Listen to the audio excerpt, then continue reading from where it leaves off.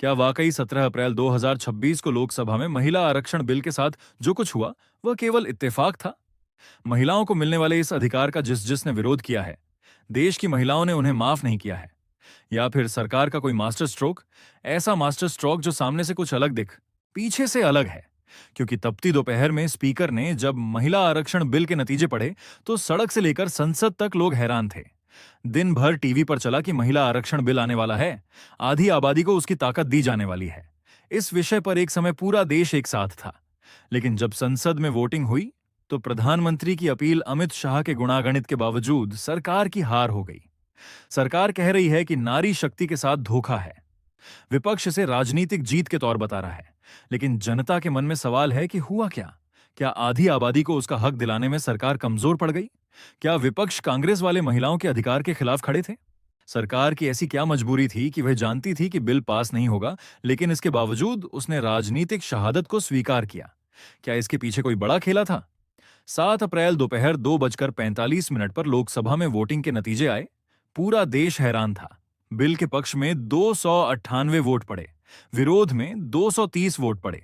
पहली नजर में लगता है कि सरकार की जीत हो गई, लेकिन स्पेशल मेजॉरिटी के कायदों में असली खेल था। क्योंकि संविधान संशोधन के लिए कम से कम 2/3 सदस्यों की रजामंदी की जरूरत होती है। कल सदन में मौजूद 528 सांसदों के हिसाब से सरकार को जीत के लिए 352 वोट चाहिए थे। यानी मोदी सरकार को 54 सांसदों ने कम वोट दिया। अगर दिया होता तो शायद ये बिल पास हो जाता। हैरानी इस बात को लेकर भी हुई कि बीजेडी, बीजू जनता दल जैसी पार्टियां जो अक्सर सरकार के साथ खड़ी रहती हैं, वो भी सरकार के खिलाफ चली गई। यहां महिलाओं के हक की बात थी और हक के बीच में जो पेच फंसा था वह था परिसीमन का। उस बिल में छिपी परिसीमन यानी डेलिमिटेशन की शर्त थी। अब अगर इस शब्द की गहराई में हम जाएं तो यह लैटिन शब्द है जिसका सीधा अर्थ होता है सीमाएं तय करना। हमारे देश में 545 लोकसभा सीट है। हमारे देश के सांसदों ने तय किया कि इसमें महिलाओं को हक नहीं देंगे। महिलाओं को हक हम चाहते हैं मिले, लेकिन उसके लिए सीट बढ़ा दो ताकि पुरुषों का जो अधिकार है वो कम ना हो जाए। और इसी को लेकर परिसीमन का जिक्र आया और वहीं से सारा बवाल हो गया।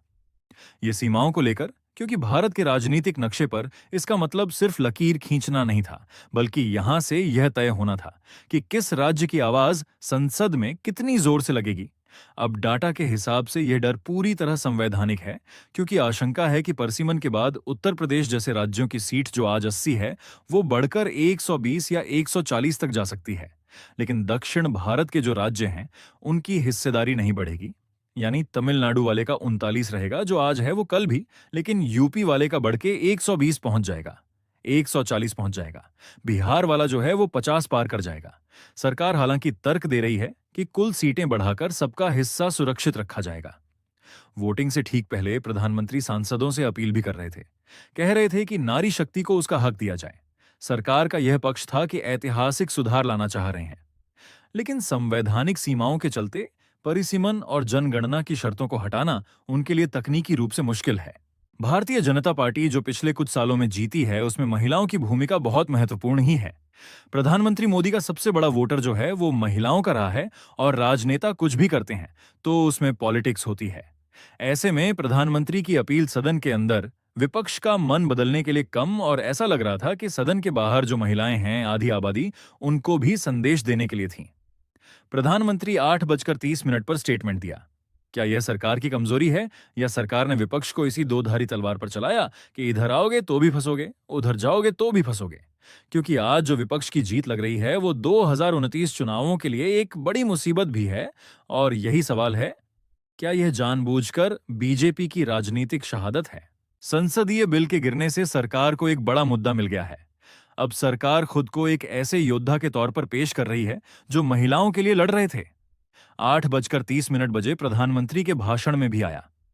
सरकार डंके की चोट पर दावा कर रही है कि विपक्ष नारी शक्ति का अपमान किया। यह सरकार का कैलकुलेटेड मूव है। अगर विपक्ष समर्थन करता तो महिला आरक्षण बिल का पूरा श्रेय सरकार का, और अगर विरोध किया तो सरकार महिला विरोधी उन्हें कहेगी और इस छवि में उन्हें फंसाने की कोशिश करेगी। यह हार वास्तव में एक ऐसा रणनीतिक कदम हो चुका है जिसमें बहुत ही बारीकी से 2029 को ध्यान में रखकर किया गया था। संसदीय हार को चुनावी जीत बदलने की यह कला मोदी सरकार की पुरानी ताकत रही है। ये वाला अंदाज मोदी जी का पहले भी रहा है। भारत में महिलाओं के लिए सीटें सुरक्षित रखने की लड़ाई पिछले 40 साल से चल रही है। 1996 से लेकर अब तक ये बिल कई बार संसद में आया गिरा, लेकिन 2026 की गिरावट अलग है, क्योंकि इसमें गणित के बजाय भविष्य की बिसात ज्यादा हावी। विपक्ष के लिए आज ये बड़ी जीत है कि दक्षिण भारत की राजनीतिक ताकत को बचाया, लेकिन अब उन्हें समझना होगा कि उनको जनता को समझाना पड़ेगा कि इस बिल को नहीं बल्कि उसकी शर्तों का विरोध किया था। कड़वा सच यही है कि दोनों पक्षों ने अपनी अपनी मजबूरियों और रणनीतियों को महिलाओं के प्रतिनिधित्व पर रखा।